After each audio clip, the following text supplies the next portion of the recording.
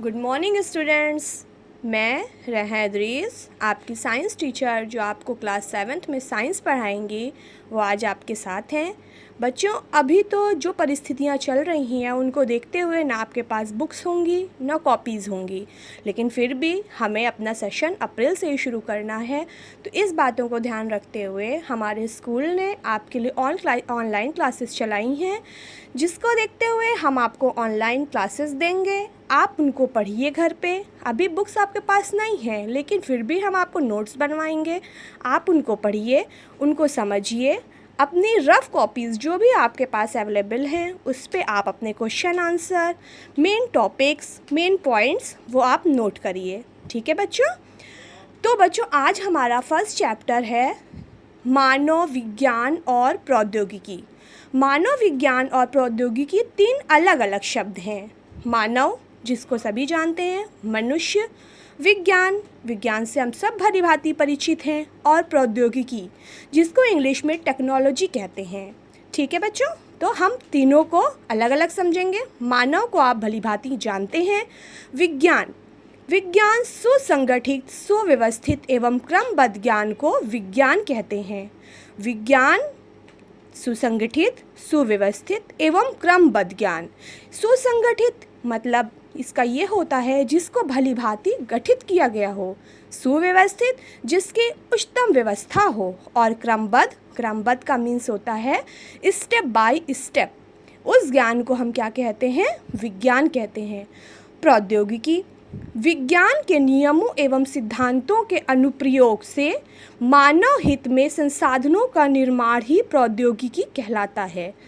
इसका अर्थ ये हुआ कि हम विज्ञान के नियम और सिद्धांत जो होते हैं उनको हम प्रयोग करके नई नई चीज़ों के निर्माण करते हैं, जो कि मानव हित के लिए बहुत ही अच्छे होते हैं। उसको हम प्रौद्योगिकी कहते हैं।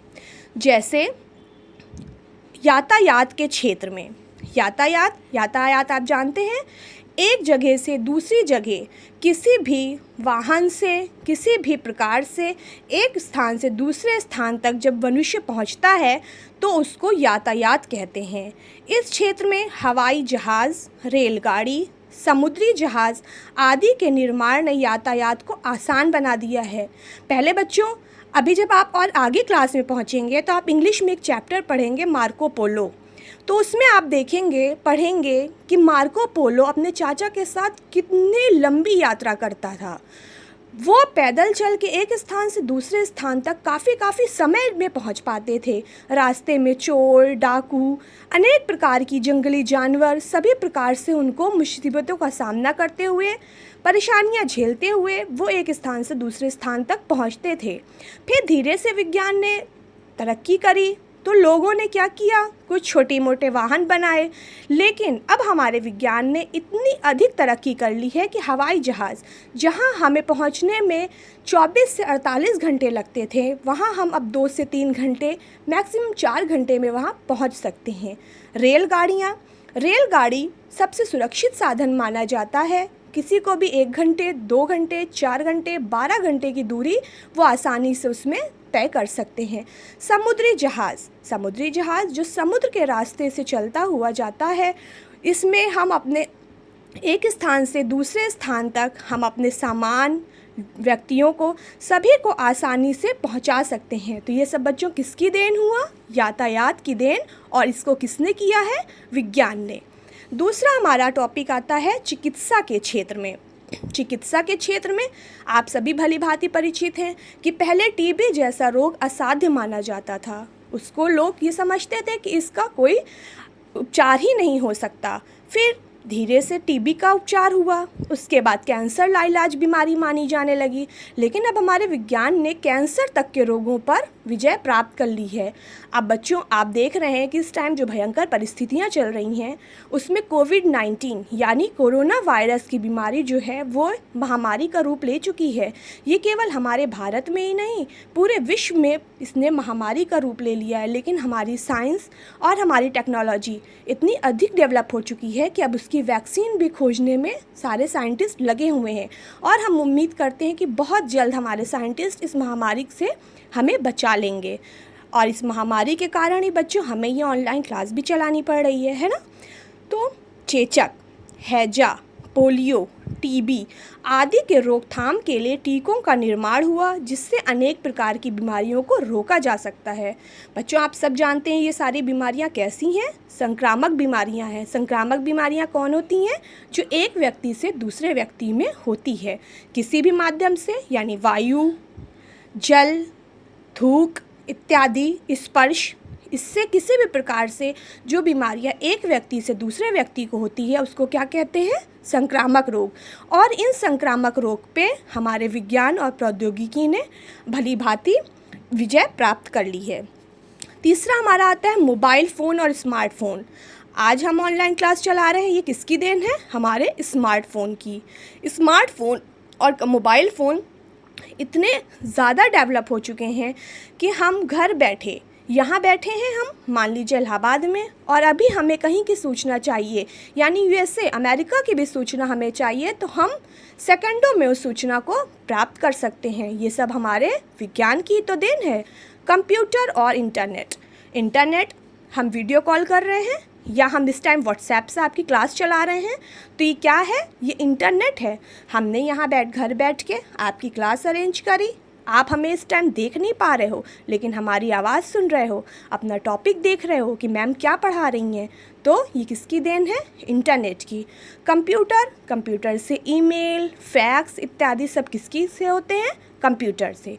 तो बच्चों बहुत से ऐसे क्षेत्र हैं जिसमें विज्ञान और प्रौद्योगिकी ने मिलकर सरल बना दिया है हमारे जीवन को, और हमारा जीवन जो है बहुत ही लाभदायक हो गया है, क्योंकि ये सारी चीज़ें जो है ये हमारे जीवन के एक अभिन्न अंग बनते जा रहे हैं। तो बच्चों आपको ये तो समझ में आ ही गया होगा कि मानव विज्ञान और प्रौद्योगिकी है क्या।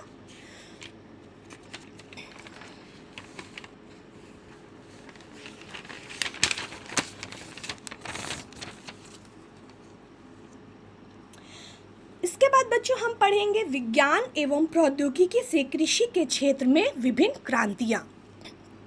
विज्ञान और प्रौद्योगिकी से कृषि के क्षेत्र में कैसे क्रांतियाँ आई, चलिए इसको अब हम पढ़ते हैं।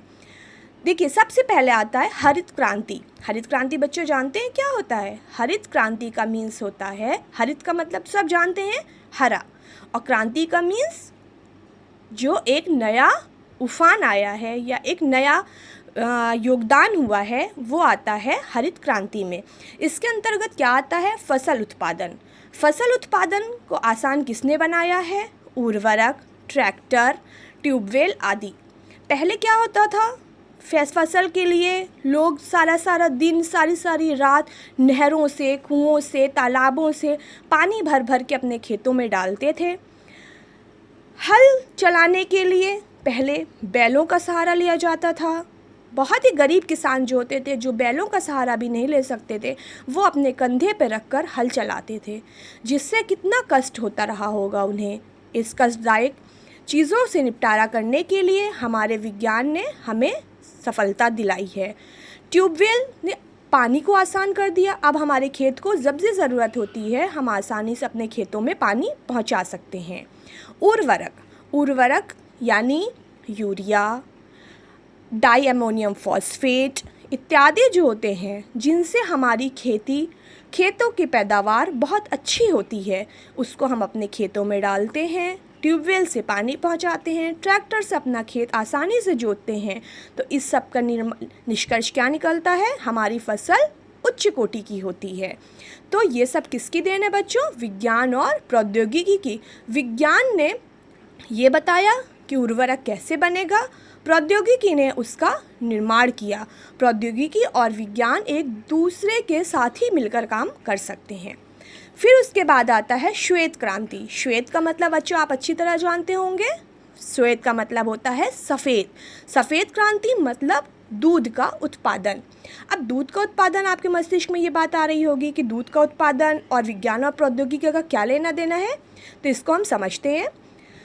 श्वेत क्रांति के अंतर्गत हमारी गाय, भैंस, बकरी इत्यादि जिनसे भी हमें दूध प्राप्त होता है, उन सब के लिए उचित प्रकार का आहार, उचित आवास, उनके रहने का, उनके खाने का उचित प्रबंधन ही श्वेत क्रांति के लिए आवश्यक है।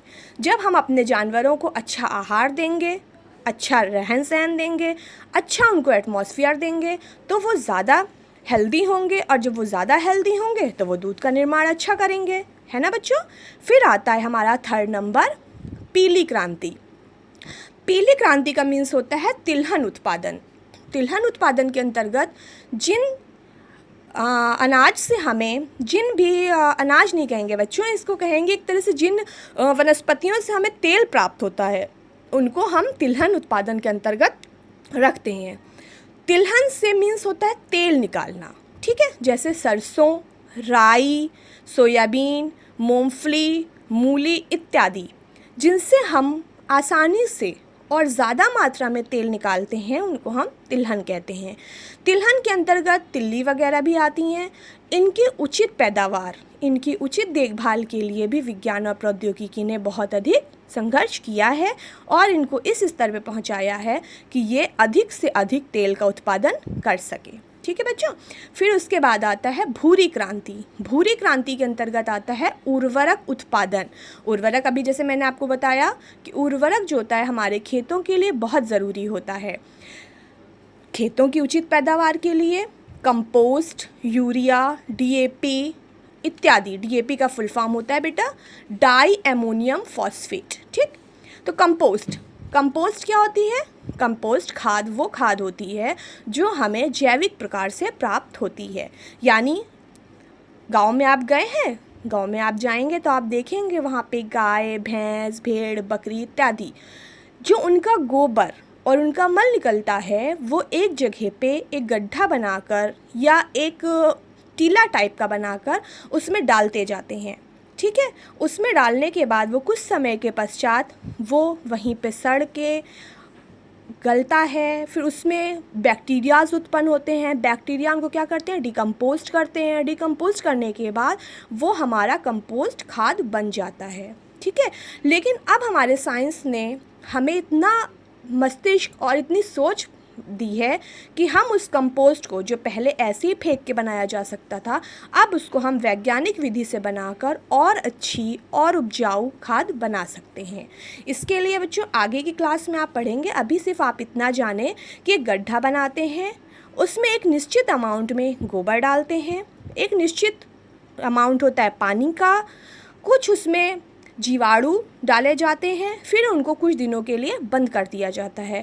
उस बंद गड्ढे में जीवाणु बढ़ते हैं, बढ़ने के बाद उसको और अधिक फर्टिलाइज बनाते हैं, जो कि हमारे खेतों के लिए बहुत अधिक अच्छा होता है।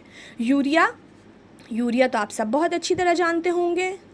कुछ बच्चों के घर में खेती भी होती होगी, वो भी जानते हैं कि यूरिया हमारे खेतों के लिए कितना आवश्यक है, क्योंकि यूरिया में नाइट्रोजन की भरपूर मात्रा होती है और नाइट्रोजन जो होता है वो मिट्टी के उपजाऊपन में सहायक होता है। उसके बाद आता है डीएपी। अभी जैसे मैंने आपको बताया था कि डाई अमोनियम फॉस्फेट इसका फुल नेम है। ये भी हमारे खेतों की मिट्टी को उपजाऊ बनाता है, हमारे पौधों को न्यूट्रिशन पहुँचाता है, जिससे हमारी फसल बहुत अच्छी होती है, ठीक है बच्चों। उसके बाद आता है नीली क्रांति। नीली क्रांति के अंतर्गत आते हैं मत्स्य उत्पादन। मत्स्य उत्पादन में हमारी मत्स्य का मतलब होता है जल में रहने वाले जीव, मुख्यतः मछली। इसके उत्पादन के लिए सरकार ने, हमारे विज्ञान ने हमें इतनी सुविधा दी है कि हम उन्नत प्रकार के मत्स्य बीजों को लेते हैं, उनको अपने तालाबों में डालते हैं और हमें उच्च कोटि की मछलियाँ प्राप्त होती हैं। मछलियों को आप जानते होंगे, उनकी बॉडी में प्रोटीन बहुत हाई लेवल का होता है और कुछ जीवों का आहार ही मछली होती है, ठीक है बच्चों। तो उपरोक्त तथ्यों द्वारा हम ये कह सकते हैं कि विज्ञान ने प्रौद्योगिकी तथा प्रौद्योगिकी ने विज्ञान का विकास किया है। अतः यह कहना उचित होगा कि विज्ञान और प्रौद्योगिकी एक दूसरे पर आश्रित हैं। आश्रित का मतलब होता है निर्भर। विज्ञान जो है वो प्रौद्योगिकी के बिना कुछ नहीं है और प्रौद्योगिकी विज्ञान के बिना कुछ नहीं है।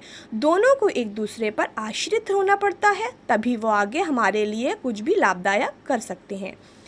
फिर आता है बच्चों, विज्ञान और प्रौद्योगिकी के विकास से मनुष्य को केवल लाभ ही नहीं मिला है, वरन इसके अनेक प्रकार की हानियां भी हुई हैं।